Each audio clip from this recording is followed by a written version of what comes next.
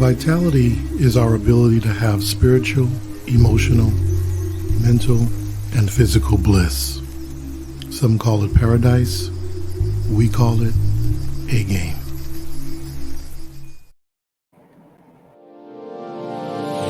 Hey all my Crimsonites, and welcome to the Crimson Cure channel, where we embrace our femininity, increase our womanly value, and celebrate our brothers. So join me on our feminine journey to learn, heal, and grow.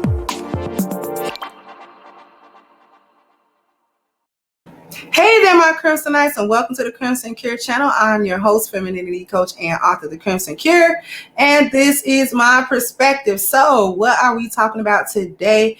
We're talking about how Black women have kept the gender war going. And, you know, one of the ways that they've kept that going is to try to minimize it or ignore it. Now, I've seen a lot of Black women be like, what gender war? There ain't no gender war. We don't see a gender war.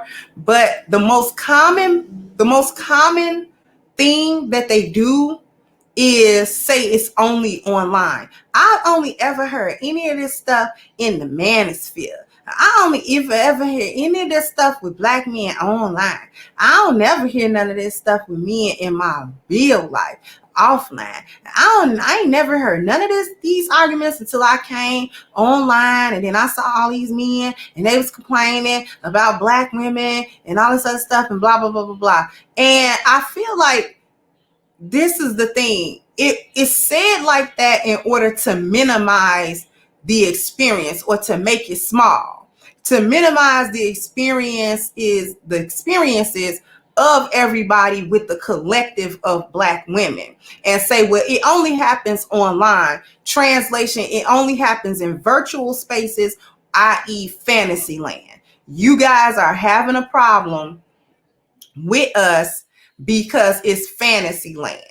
Okay, y'all are not really having all of these problems. You guys have just gotten and jumped online and had something to say about Black women just because y'all are in like the He-Man woman hating club, or y'all are, you know what I'm saying,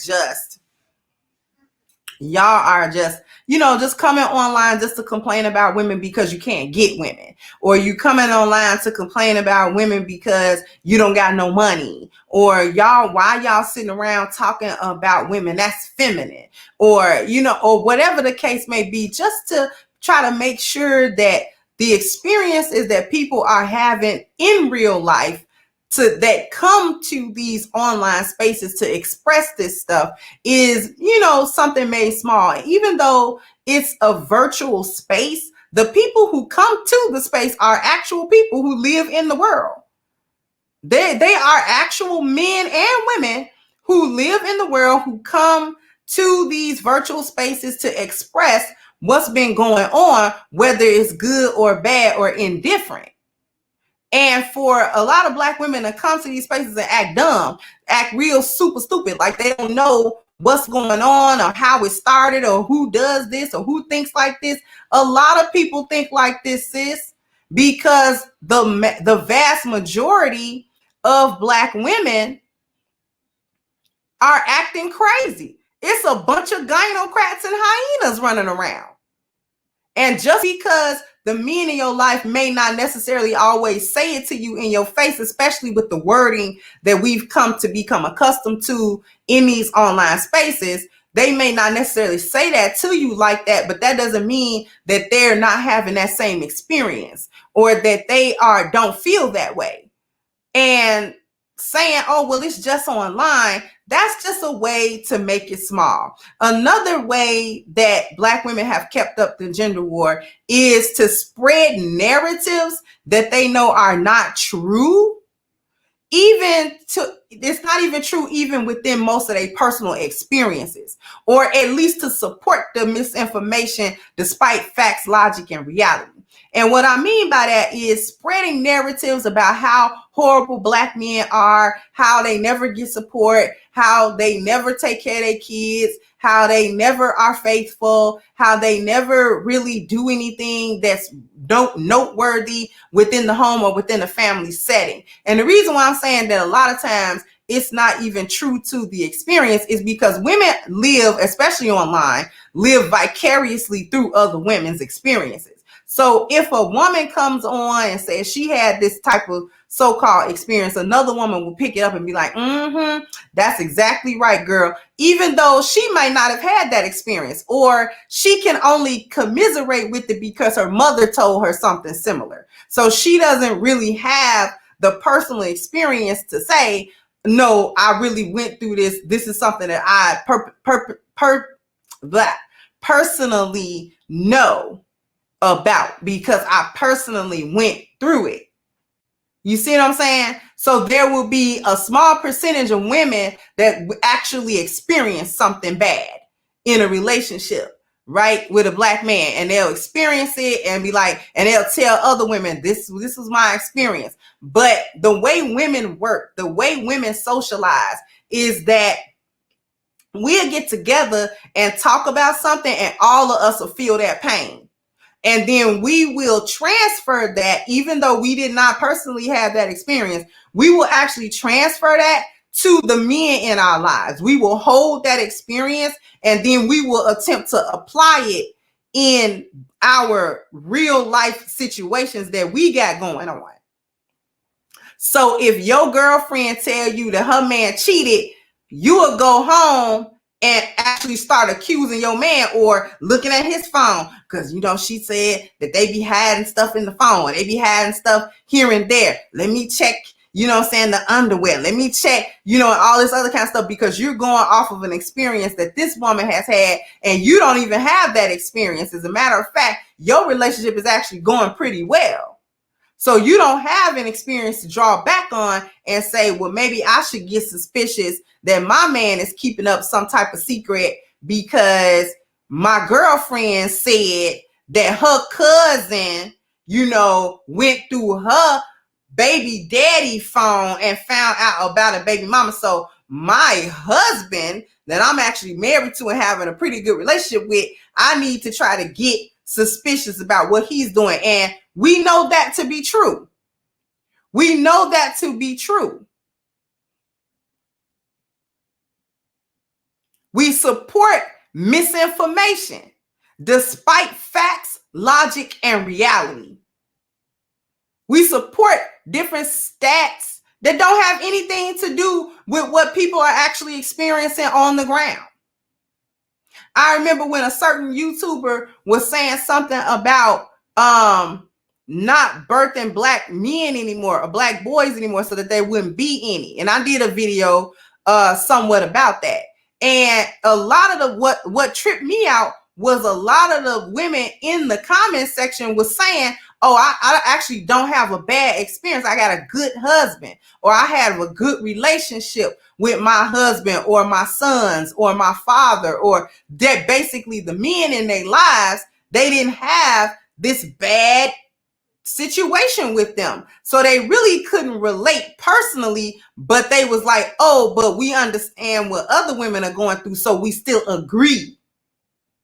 And this is basically how they keep this gender war going. The next thing that they do, and this one is really key, they remain out of biological order, not accepting their role as feminine women. And this makes they make the femininity conditional and then move the goalposts about the conditions. And this is actually one of the most egregious parts of keeping up the gender war. Stand out of biological order. What's a woman's biological order? The first thing that we need to understand is that this is a woman's nature right here. Female nature: insight, nesting, beauty, fertility, chaos, submission, selfish, hypergamy, power, and passing on the culture. These are her 10 base nature categories.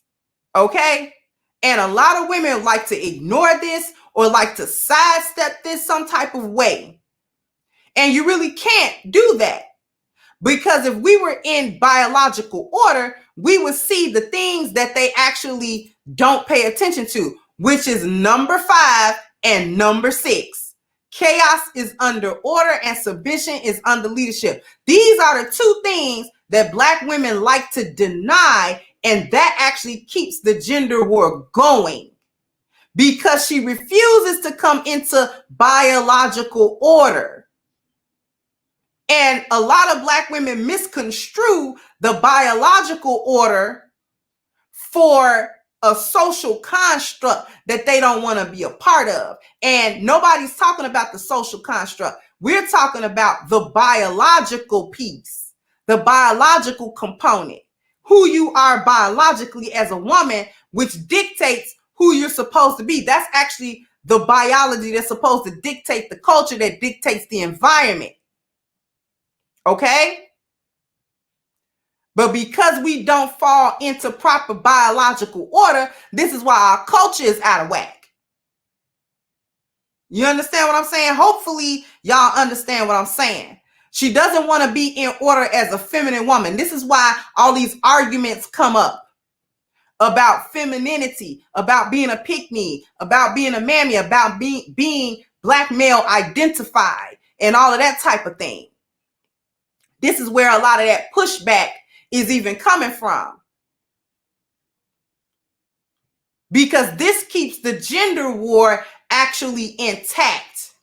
And a lot of Black women like this gender war because it keeps them able to stay in a state of chaos where they're not answerable for their actions. They're not accountable for what they're doing. The moving of the goalposts. I'm going to make my femininity conditional based on what Black men do or don't do. And what I'm going to do is I'm going to try to set the goalpost to something that I don't think Black men will ever collectively do in my lifetime. So therefore, if they never achieve this particular goalpost goal, then I get to stay chaotic as a woman. I get to stay keeping up this mess in the gender war as a woman. This is the big ploy. And men are actually caught up to that. I'm going to play you a real quick video as to how men have caught up to that. Okay? Let me show you this. This video is about 2 minutes long, but I'm going to share it real quick. Many men have taken advantage of, myself included, because of this same sentiment. In addition, he was not specific about what exactly he meant in terms of loving her correctly, or whatever the fuck he said. Conceptually, their videos are identical. I do agree with him on one point, and that is you should not have to demand submission. It shouldn't even be a conversation. It should already be there by the time a woman gets to a man. There is a responsibility on women to choose wisely and show up to the table in good faith. If you don't, you ain't got no business fucking with us. At what point does personal responsibility become a factor in this equation? If she wasn't loved correctly by the last dude, what does that have to do with the next one? Men are not waiting around for women to show up and be submissive. We are also not shrugging off our responsibilities as it adheres to our role in the relationship. We are not talking about how much we don't want to be providers and protectors. We are searching for women that will submit voluntarily and enthusiastically, and we will settle for nothing less. We are making strong cases to combat what it is we keep hearing from women about what it means to be a good leader. We keep hearing vague terms like poor leadership skills. What does that even mean? We have yet to receive a clear-cut and concise definition of what these things mean, but it seems to be that women will only submit to a man that continually tells her yes and the one that has money.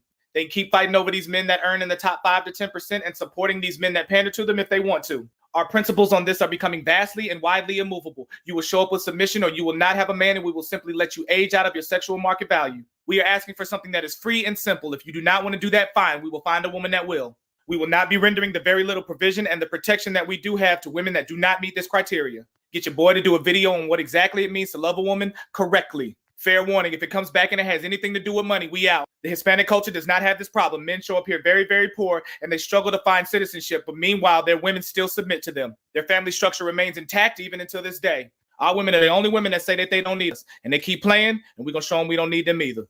Bars.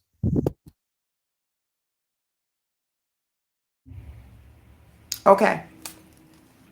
So I just wanted to show you that because the men have understood to a large degree about the goalpost moving, the conditional femininity. These things keep the gender war going. So my question on the table to the women is when are we going to do our part to stop the gender war? If we, in fact, want our communities, our families to become back intact, our children to have fathers, our communities to be built back in the proper positive way, when are we going to put down all of these things to stop the gender war? And what exactly will you do as your part to stop the gender war from happening? Because ladies, a lot of it is on us. A lot of it is on us. A lot of the men out here want to have exactly what women say they want to have, but Black women are going to have to put down the weapons. Wave your white flag and come to the table in good faith. Other than that, you can keep the gender war going, but you're the one that's going to lose. So sound off in the comments section. Let me know what you guys think. Like, share, subscribe to the channel if you have not. Once again, I am your host of Crimson Cure, and this was my perspective. Bye-bye, Crimsonites. Hey guys, please like, share, and subscribe to the channel and hit the notification bell. And if you've got more to say on the topic, leave a comment down below. Also, don't forget to support our sponsor, who so graciously supports this channel by clicking the description box and the link for A-Game at agameherbal.com. You can go ahead and get a 10% discount off of your next purchase using the code Kendra10. This has been yet another Crimson Cure production, and I'll catch you guys on the next one.